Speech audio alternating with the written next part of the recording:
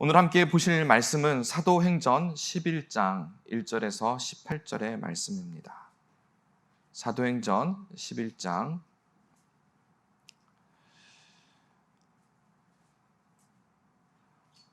저희가 한 절씩 교독하도록 하겠습니다.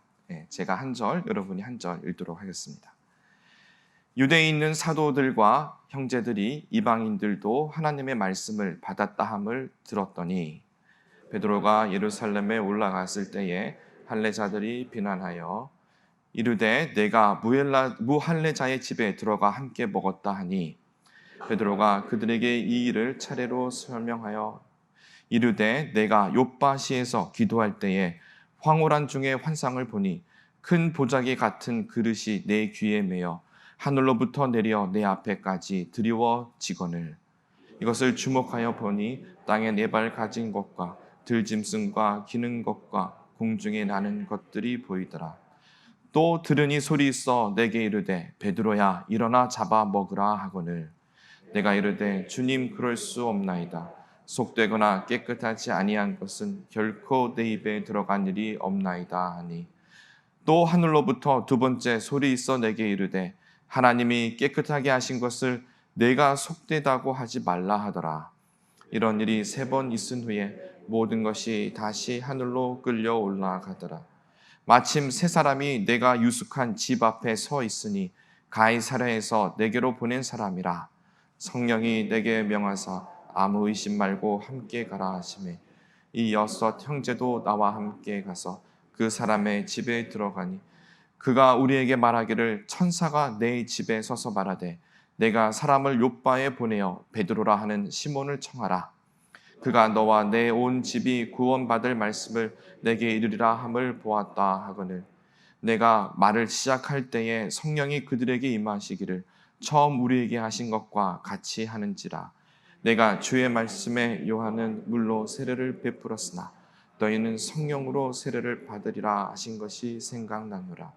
그런즉 하나님이 우리가 주 예수 그리스도를 믿을 때에 주신 것과 같은 선물을 그들에게도 주셨으니 내가 누구이기에 하나님을 능히 맡겠느냐 하더라. 그들이 이 말을 듣고 잠잠하여 하나님께 영광을 돌려 이르되 그러면 하나님께서 이방인에게도 생명 얻는 회개를 주셨도다 하니라. 아멘. 2007년도에 출간된 오두막이라는 소설이 있습니다. 혹시 여러분 읽어보셨는지 모르겠습니다. 윌리엄 폴 영이라는 캐나다 작가의 작품으로 출간 후에 베스트셀러가 되었고요. 그리고 스테디셀러가 되어서 2017년도에는 영화로 만들어지기까지 했습니다.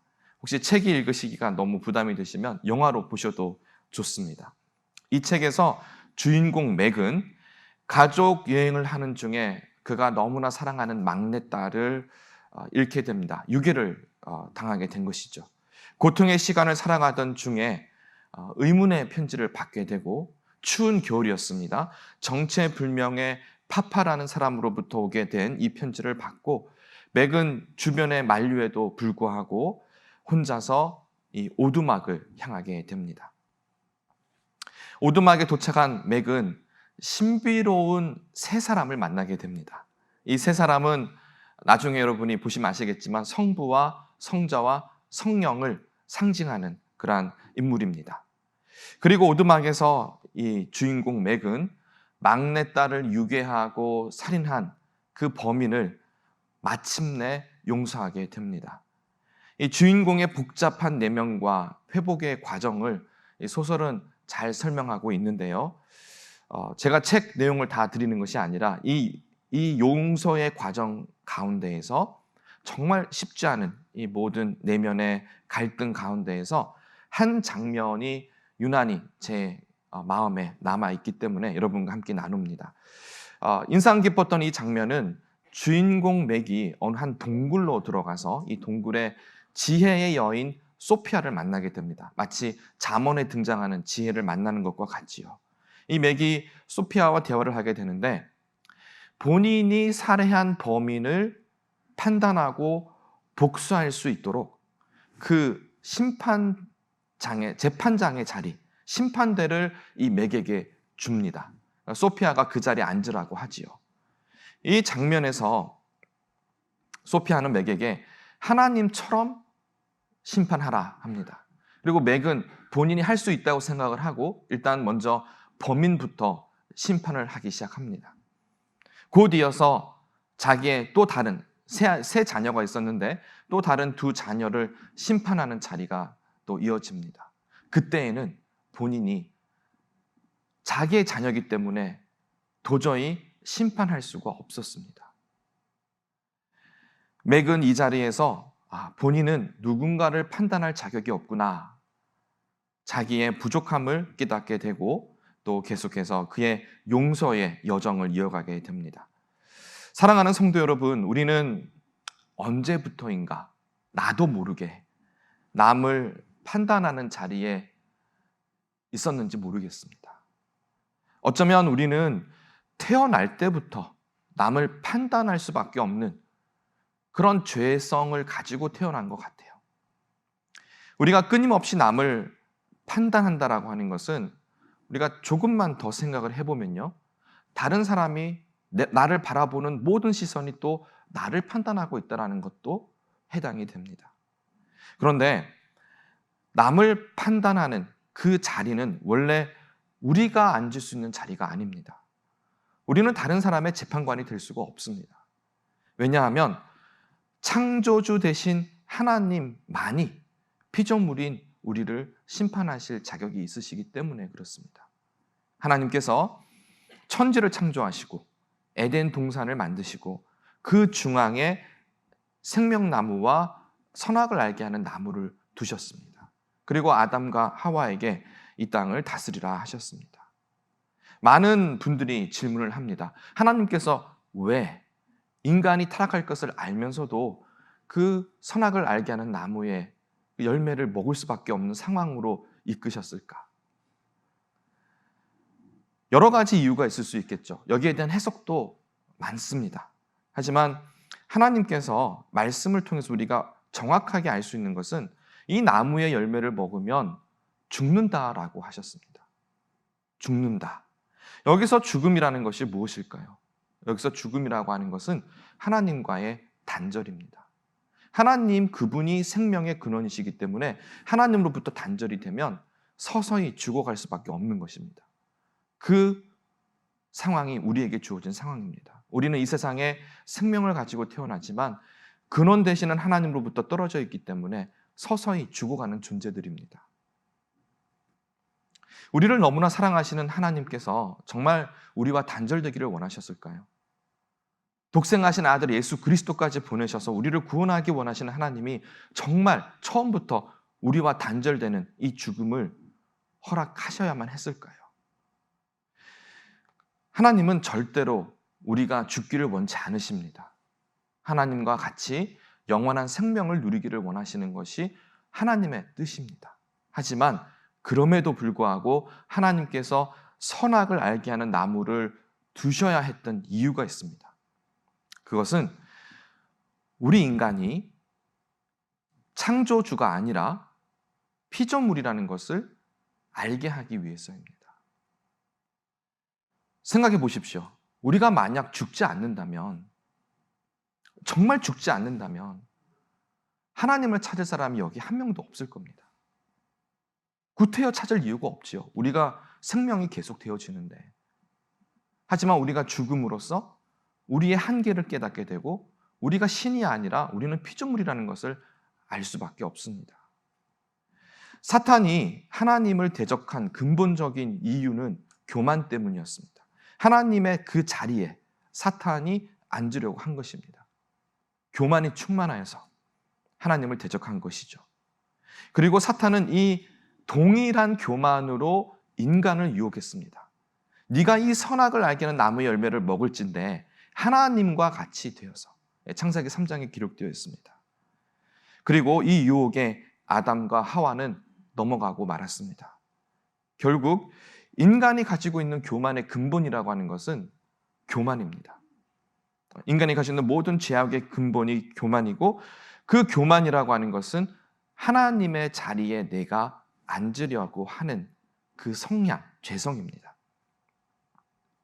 하나님께서는 우리가 교만 때문에 사탄과 같이 영원히 멸망하기보다 차라리 죽을진데 피조물이라는 것을 깨닫고 알게 되고 사탄이 전혀 알지 못했던 하나님의 아들 예수 그리스도의 놀라운 하나님의 계획을 통해서, 그 경륜을 통해서 우리를 구원하고자 계획을 하셨던 것입니다. 오늘 본문 말씀 사도행전 11장에서 할례자들이라고 불리는 무리가 베드로를 비난하는 장면이 나옵니다.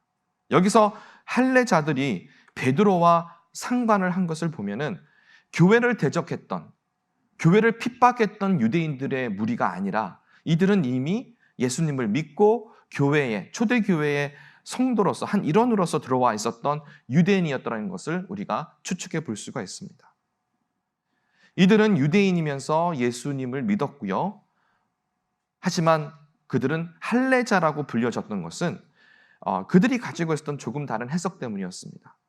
무할례자들은 여러분이 아시다시피 유대인이 아닌 이방인, 다른 민족들입니다.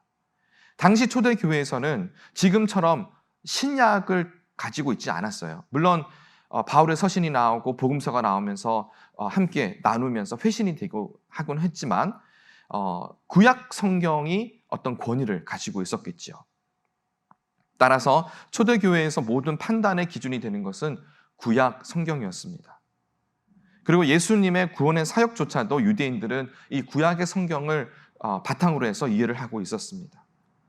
이방인들도 교회에 들어올 수는 있었습니다. 하지만 먼저 할례를 받고 유대인이 되고 나서야 구원도 받을 수 있다라고 이들은 생각을 했던 것입니다. 그러니까 유대인이 되는 것이 먼저고 그 다음에 구원이 있다라고 이 할례파들, 그러니까 할례자들은 생각을 했던 것입니다. 그래서 그들은 베드로를 비난했습니다. 그들의 율법에 따르면 부정한 이방인과 함께 있는 것은, 그리고 그들과 함께 먹는 것은 또한 부정한 것이 됩니다. 그래서 베드로가, 여러분 사도행전 10장에 기록되어 있고 11장에 다시 베드로가 설명하고 있는 이 백부장 고넬료를 찾아가서 이방인 고넬료, 이달리아 이 고넬료와 함께 있었던 그 사건을 통해서 비난을 받게 된 것입니다. 그들의 입장에서 베드로는 성경의 율법을 어긴 것이 됩니다. 충분히 비난의 이유가 되는 것이지요. 이는 베드로 그 스스로도 고민했던 부분입니다. 사도행전 10장 그리고 오늘 본문의 11장의 이 본문의 말씀을 보시면 베드로가 환상 중에 보았던 부정한 음식, 그는 유대인으로서 부정한 음식을 입에도 대지 않았던 베드로였습니다. 그런데 하나님이 보자기에 이 부정한 음식 뭐였는지 모르겠어요. 뱀 같은 그런 건 아니었겠죠? 돼지고기였을까요? 잘 모르겠습니다. 아무튼 그들이 생각하는 부정한 음식을 하나님이 주시면서 내가 깨끗하게 한 것을 너희가 속되다 할 수 없다. 받아 먹으라 라고 하나님이 명령하셨습니다. 그리고 나서 베드로는 이 환상 이후에 하나님이 보내신 고넬료가 보낸 사람을 따라서 고넬료를 만나게 되었고 그곳에서 놀라운 성령의 역사를 경험하게 됩니다. 이방인들에게도 성령의 세례가 동일하게 부어지게 된 것이지요. 사랑하는 성도 여러분, 우리는 끊임없이 판단을 합니다. 그건 어쩔 수 없는 우리의 존재 자체가 그런 겁니다. 판단이 판단으로 끝나면 괜찮을 것 같아요. 우리가 판단하지 않고는 살 수 없는 존재이기 때문에. 하지만 많은 경우에 판단이 정죄로 이어지고 정죄가 그게 입을 열어버리면 비난으로까지 연결이 되어버립니다. 물론 할례자들이 베드로를 비난했던 근거는 성경이었습니다. 너무나 합법적이고 당연한 정죄이고 베드로는 그 비난을 받아도 괜찮은 그런 상황이었습니다. 그리고 베드로는 그에 대해서 아주 자세하게 하나님의 인도하심을 변명해야 하는 그런 상황이었습니다. 그렇다면 성경이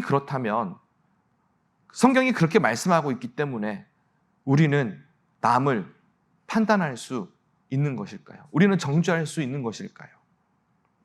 나아가서 그들이 성경과 다르기 때문에 비난할 수 있는 것일까요?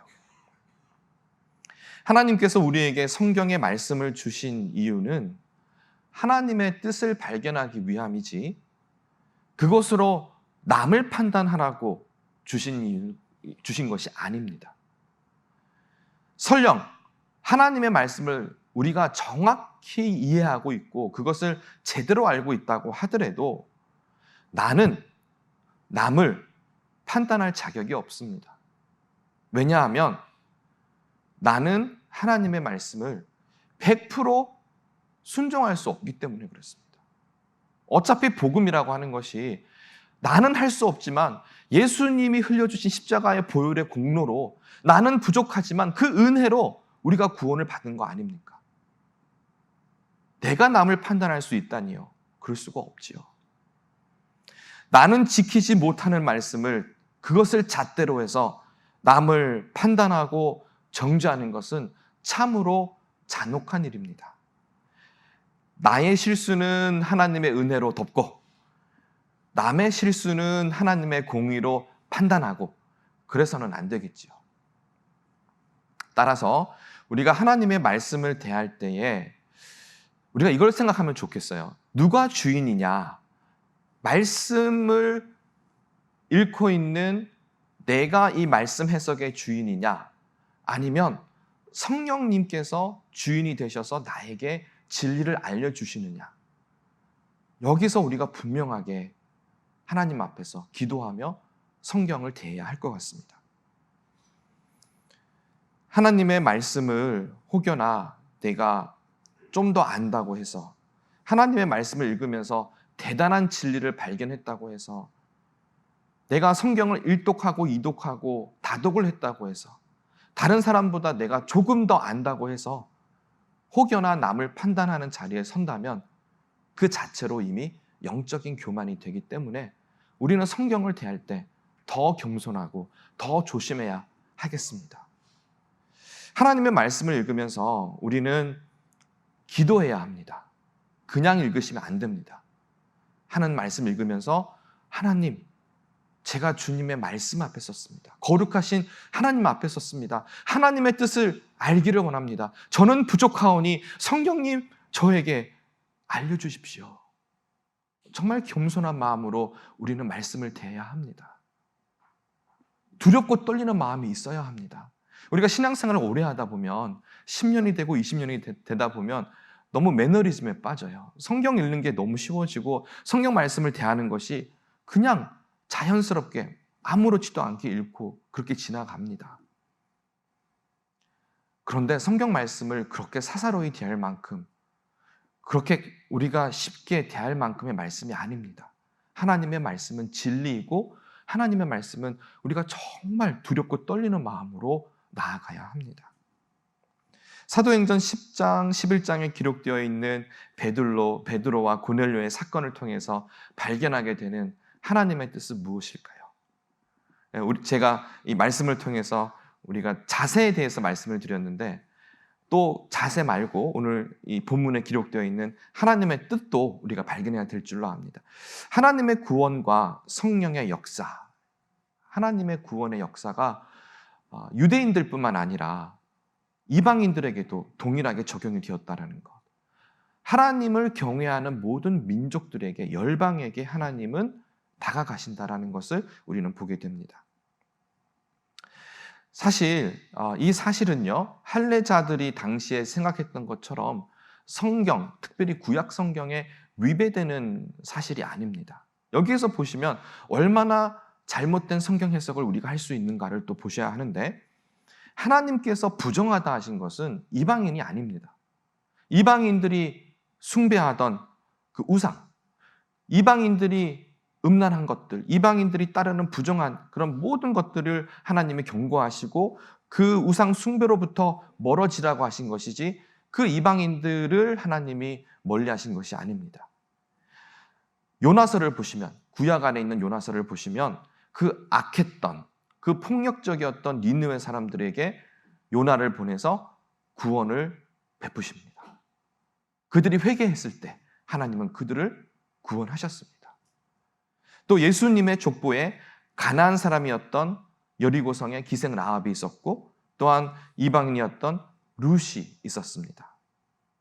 그리고 하나님께서 승천하시기 전에, 물론 신약이지만 당시 초대교회를 보시면 가서 모든 민족으로 제자를 삼으라고 되어 있죠. 근데 이것은 창세기 12장에서 보시면은 하나님께서 아브라함을 부르실 때부터 이것을 계획하고 계셨습니다. 12장 3절을 보시면은 땅의 모든 족속이 아브라함으로부터 복을 받게 될 것이다 라고 약속해 주셨고, 이것이 예수 그리스도를 통해서 성취되었습니다. 사랑하는 성도 여러분, 성경을 통해서 우리는 하나님의 뜻을, 그분의 진리를 바르게 이해할 수 있어야 합니다. 참 이게 아이러니한 건데요. 사탄도 하나님의 말씀을 사용합니다. 이단들도 말씀을 이용합니다. 성경에 여기를 찍어서 끄집어내서 그들이 원하는 모양으로 바꾸어 놓습니다. 그리고 사탄은 성경을 가지고 얼마든지 우리를 유혹할 수도 있습니다. 너무나 많은 사람들이 자의적인 해석을 합니다. 내 생각을 가지고 그냥 성경을 보는 것이죠. 앞서도 말씀을 드렸지만 성경 해석의 주체는 내가 아니라 하나님이어야 합니다. 하나님 그분이 주체가 되셔야 합니다. 그리고 성경 해석의 목적도 중요합니다. 성경 해석의 주체가 하나님이시라면 당연히 성경 해석의 목적은 우리가 그분의 도구가 되는 겁니다. 그래서 그분이 우리를 사용하셔서 아버지의 뜻을 이 땅에서 이루는 것이 성경을 우리가 읽고 해석하는, 그래서 그것을 우리 삶에 적용하는 데까지 이어지는 모든 목적이 되어야 합니다. 성경을 읽으면서, 여러분 성경을 읽잖아요. 근데 성경을 왜 읽습니까? 그거를 아셔야 돼요. 우리가 성경을 읽으면서 일독을 목적으로 읽을 수 있어요. 하지만 일독을 하는 그 순간에도 내가 성경을 읽으면서 그 성경 속에서 하나님의 뜻을 발견하고 그 하나님의 뜻을 따라 살겠습니다. 이것이 성경을 읽는 목적이 되어야 합니다. 이를 위해서 우리는 반드시 기도를 해야 하는 이유가 진리의 영이신 성령님에게 우리가 나아가야 합니다. 성령님, 진리의 영이신 성령님이 우리의 영을 주장하셔서 우리에게 바른 해석을 하실 수 있도록 그렇게 기도를 하고 말씀을 읽어야 합니다. 그런데 주의하셔야 할 것은 성령님께서 나를 인도하신다고 해서 그것이 뭔가 신령한 체험일 뿐, 그 이유는 없어요. 꼭 신령해야 하는 이유는 아닙니다. 물론 베드로의 환상처럼, 오늘 본문처럼 비전을 볼 수도 있어요. 꿈을 꿀 수도 있어요. 굉장히 성령 충만한 어떤 기적과 같은 역사가 일어날 수도 있어요. 하지만 보편적으로 굉장히 모든 성도들이 일반적으로 성경을 읽었을 때 이해되는 영역에서도 성령님은 역사하실 수 있으세요. 그래서 우리가 성령님께 기도할 때에 하나님 제 이성을 주장하여 주시옵소서. 제가 성경을 읽을 때 하나님의 뜻을 알게 하여 주옵소서. 그리고 더 중요한 것, 제가 그 말씀에 순종하게 하여 주시옵소서. 그렇게 기도해야 하는 것입니다. 우리 안에 살아 역사하시는 성령님의 감동이 있습니다. 감정적일 수 있어요. 여러분, 저는 이거냐 저거냐가 아니라 둘 다라고 말씀을 드리고 싶습니다. 영적인 경험도 있어야지요. 하지만 이성적일 수도 있다라는 겁니다. 그 모든 것을 포함해서 성령님이 우리에게 주시는 그 메시지를 우리가 들어야 하는데, 여기에서 영 분별이 필요합니다. 사탄도 성경의 말씀을 사용할 수 있다면, 이단들도 말씀을 사용한다면 우리는 과연 얼마나 이 말씀에 대해서 제대로 기도하면서 분별해야 되겠습니까? 저는 여러분에게 이 모든 걸 말씀드릴 수는 없지만 한 가지 중요한 진리에 대한 특징을 말씀드리고 싶어요. 진리가 너희를 자유케 한다. 진리에는 많은 특징이 있는데요. 여러분 읽으신 그 성경이 진리라면, 진리의 영이신 성령님이 여러분에게 주시는 메시지라면 여러분이 그것이 부담이 되는 것이 아니라 여러분의 영을 자유케 해야 됩니다. 만약에 여러분이 성경을 읽었는데 더 마음이 무겁다. 물론 회개하라고 하는 하나님의 부르심은 있어요. 하지만 회개로 순종의 자리에 나가고 나면 반드시 거기에는 자유함이 있습니다. 또한 진리는 생명이 있습니다. 어둡지 않아요. 기쁨과 감사가 있습니다. 빛입니다. 어둡지 않습니다. 우울하지 않습니다. 여러분 말씀을 읽고 나서 뭔가 더 어려워진다. 분명히 뭔가 잘못된 겁니다. 여러분이 말씀을 대하고 성령님의 진리가 여러분을 주장하시고 나면 여러분 안에 감사가 넘치게 되고 기쁨으로 충만하게 됩니다. 그런데 오늘 여러분에게 정말 드리고 싶은 중요한 특징은 바로 사랑입니다. 여러분이 진리를 대하게 되었을 때, 여러분의 심령 깊은 곳에서 하나님의 그 진리를 받아들이게 되었을 때, 여러분에게는 사랑이라는 열매가 맺히게 됩니다. 만약 여러분 안에 사랑이 없다면, 그러니까 오늘 말씀처럼 성경의 말씀을 받았는데 사랑이 아니라 비난이 나온다면, 내가 성경을 받았는데 그것으로 남을 정죄하고 판단한다면 어쩌면 그것은 하나님의 진리를 받은 것이 아닐 수 있다는 겁니다. 제가 100% 말씀을 드릴 수는 없지만 주관적인 영역에 있기 때문에요. 하지만 여러분이 내가 받은 말씀이 진리냐라고 하는 것을 확인하기 위해서는 여러분이 그 말씀을 받고 나서 내 안에 사랑이 넘치느냐라는 것을 확인하셔야 합니다. 베드로전서 1장 22절을 보시면 너희가 진리를 순종함으로 너희 영혼을 깨끗하게 하여 거짓이 없이 형제를 사랑하기에 이르렀으니 마음으로 뜨겁게 서로 사랑하라. 진리를 받고요, 진리를 순종하면 우리의 영혼이 깨끗하게 되고 우리 영혼이 깨끗하게 되면 형제를 사랑하게 됩니다. 그리고 마음으로 그것도 뜨겁게 사랑하게 됩니다. 성경 다른 곳에도 이 사랑과 진리에 대한 관계는 많은 설명이 있습니다. 심지어 구원과도 연결이 되어 있다라고 말씀은 하고 있고요. 우리가 하나님의 말씀의 진리를 알게 되었을 때 우리는 사랑하게 됩니다. 여러분이 너무나 잘 아시는 고린도전서 13장, 사랑장이라고 불리는 은사장과 방언장 사이에 있는 이 사랑장을 보시면은 모든 비밀과 모든 지식을 알고 또 산을 옮길 만한 모든 믿음이 있을지라도 사랑이 없으면 아무것도 아닙니다. 내가 아무것도 아니다 라고 사도 바울은 고백하고 있습니다. 우리가 하나님의 진리를 내 영이 받게 되면은 우리 안에 사랑이 넘치게 됩니다. 사랑하는 성도 여러분, 우리 모두는 하나님의 뜻을 따라서 이 땅을 살아가는 자들입니다. 저나 여러분이나 할 것 없이 제가 여러분 앞에서 말씀을 선포한다고 해서 더 나은 것도 없습니다. 우리가 바라보아야 할 오직 한 분은 예수 그리스도밖에 없어요. 예수님만 바라보고 우리가 걸어가는 인생, 어느 한순간인가는 우리 살아왔던 모든 인생을 주님께 올려드리고 나는 주님 품에 돌아가야 되는 그런 인생입니다. 우리가 자랑해봤자 뭘 더 자랑하겠습니까? 내가 돈 많음을 자랑하겠습니까? 내 지식을 자랑하겠습니까? 나의 권세를 자랑하겠습니까? 내 명예를 자랑하겠습니까? 그런 것들로 하나님 앞에 설 수 없습니다. 하나님이 여러분을 보실 때 네가 이 땅에서 얼만큼 사랑하고 왔느냐, 어느 만큼 하나님의 사랑을 전하고 왔느냐 물어보실 거예요. 무엇이 진리입니까? 성경 말씀을 대하면서 여러분 무엇을 구하십니까? 하나님의 뜻을 구하십니까? 자의적인 해석으로 내 만족을 하기를 원하십니까? 물론 베드로의 설명을 들은 후에 이 할례자들은 마음을 바꾸었습니다. 할렐루야죠. 성령님의 역사입니다.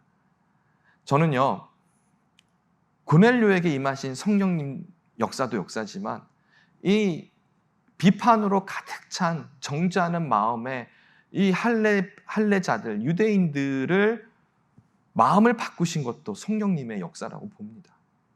그들의 마음이 바뀌었습니다. 그들이 이방인들을 인정했습니다. 정말 우리에게 부족한 것, 나에게 한 가지 정말 하나님 앞에서 내가 부족하다라고 고백해야 되는 것은 하나님, 제가 사랑이 없습니다. 하나님 혹여나 사랑 없이 하나님의 말씀을 가지고 살아가지는 않았는지 모르겠습니다. 말씀을 맺으려고 합니다. 저희 교회가 선교적인 교회로 나아가고 있습니다. 우리 비전은 그겁니다. 새로운 것도 아닙니다. 초대교회부터 있었던 것이고 사도행전 1장 8절에 있는 것처럼 오직 성령이 너에게 임하시면 권능을 받고 예루살렘과 온 유대와 사마리아와 땅끝까지 이르러 내 증인이 되리라. 딱 그 말씀 하나입니다. 우리가 먼저 성령의 충만을 받아야 됩니다. 권능을 받아야 합니다. 근데 권능을 받으면 기적을 일으키는 생각하시는데 그게 아닙니다. 물론 기적을 주시죠. 기적도 행해야 되지요. 하나님 여러분 은사를 주시면 사용하셔야 되겠죠. 하지만 그 권능은 사랑이어야 합니다. 그 구제는 사랑이어야 합니다. 우리의 모든 가치는 하나님의 사랑을 전하는 것에 있습니다. 우리가 복음을 왜 전합니까? 우리가 선교적 교회가 왜 되려고 합니까? 우리가 예수 그리스도의 복음을 왜 우리의 삶을 투자하고 내 시간을 투자하고 때로는 내 모든 것을 소모하면서 왜 복음을 전합니까? 바로 하나님의 사랑이 거기에 있기 때문에 그렇습니다. 예수 그리스도의 사랑을 받고 지옥에서부터 천국으로 옮겨지는 구원의 역사가 있기 때문에 우리가 지금도 힘을 합해서 그들에게, 아직도 복음을 모르는 그들에게 하나님의 사랑을 전하고자 하는 겁니다. 그 외에 다른 모든 이유는 아무것도 아닙니다. 정말 아닙니다. 교회의 성공도 없습니다. 교회의 성공이라는 게 뭡니까? 부흥하는 겁니까? 아니죠. 하나님의 사랑이 제대로 전해지고 우리가 형제자매가 서로 사랑하는 것이 교회의 성공이겠죠. 우리가 선교적인 교회로 나아가기 위해서 반드시 우리가 꼭 기억해야 될 것, 주님 가르쳐 주신 기도 안에 있습니다. 하늘에 계신 우리 아버지여, 이름이 거룩히 여김을 받으시오며 나라에 임하옵시며 뜻이 하늘에서 이루어진 것 같이 땅에서도 이루어진다. 이것이 선교적인 교회입니다. 하나님의 뜻이 우리 필그림 선교교회를 통해서 이 땅에 이루어지는 겁니다. 특별한 거 아닙니다. 그러기 위해서는 당의 장로님만 잘하셔도 안 되고요. 목회실 목사님들만 잘했어도 안 되고요. 찬양팀만 잘했어도 아니고요. 모든 성도들이, 지금 영상을 보시는 성도 여러분과 여기 계시는 모든 분들, 우리 모두가 하나님의 뜻에 고정해야 합니다. 하나님의 뜻에 우리의 시선을 고정하고 하나님의 뜻에 우리의 마음을 맞춰 드려야 합니다. 그랬을 때 폭발적인 하나님의 기적과 같은 역사가 일어나게 됩니다. 하나님의 사랑으로 분별하십시오. 내가 가지고 있는 생각이 성경으로부터 오든 어느 곳으로부터 오든 기도로부터 오든 간에 그것에 사랑이 있습니까? 영의 분별은 그것으로 충분합니다. 그래서 여러분 이 땅에 쓰임받는 존재가 되십시오. 하나님의 뜻을 이 땅에 이루시는 하나님의 귀한 도구로 여러분 살아가시기를 바랍니다. 이러한 놀라운 은혜가 여러분과 함께 하시기를 간절히 축원드립니다. 우리 함께 기도하겠습니다. 아버지 하나님, 부족한 종이 하나님 말씀을 통하여 하나님의 뜻을 이 땅에서 이루어야 할 것에 대해서 함께 나누었습니다. 하나님 역사하여 주옵시고 저희들에게 주시는 하나님의 그 사랑으로 살아가게 하여 주시옵소서. 혹여나 우리 안에 혼돈과 또 혹은 우리에게 분별하지 못한 것들이 있습니까? 이제는 하나님 진리의 영으로 저희들을 자유케 하여 주옵시고 오직 사랑만이 영을 분별할 수 있는 근거가 되는 것을 알려주셨으니 우리가 뜨겁게 사랑하는 자들로 주님 인도하여 주시옵소서. 하나님, 할례자들이 변했습니다. 그들이 변했습니다. 저희들도 하나님 안에서 변하게 하여 주옵시고 판단하는 자리에 있지 않게 하시고 사랑하는 자리에, 그 낮은 자리에 저희들 거하게 하여 주옵소서. 예수님의 이름으로 기도드립니다. 아멘.